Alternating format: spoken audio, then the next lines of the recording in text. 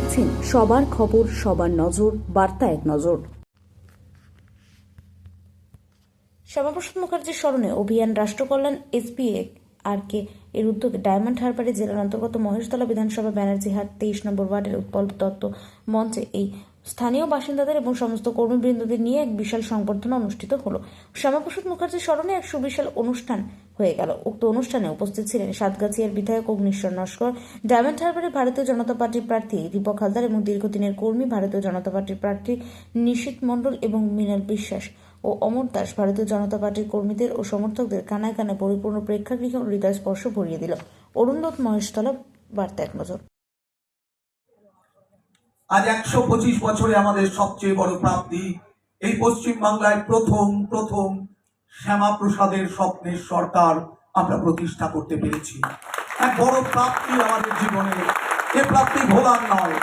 তাকে ধরে রেখেই আমরা এগোতে চাই সামনের দিকে, আলোচনা করতে চাই, আমাদের পাথেয় করতে চাই শ্যামাপ্রসাদের আত্মজীবনী। এখন আমরা চলে যাব গুণীজন সংবর্ধনায়। আমাদের মধ্যে উপস্থিত আছেন সাতগাছিয়া বিধানসভা কেন্দ্রের বিধায়ক, ভারতীয় জনতা পার্টির বিধায়ক, সমাজসেবী অগ্নিশ্বর নস্কর। উপস্থিত আছেন রাষ্ট্রপতি পুরস্কার প্রাপ্ত মাননীয় দিদি আছেন, অনেক লয়ার আছেন, বিভিন্ন সেকশনের বিভিন্ন ডিপার্টমেন্টের অত্যন্ত গুণীজন বিন্দু আছেন, সম্মানীয় মঞ্চের সকল পদাধিকারীকে এবং আপনাদের সবাইকে আমার কৃতজ্ঞতা, নমস্কার এবং ভালোবাসা জানাই।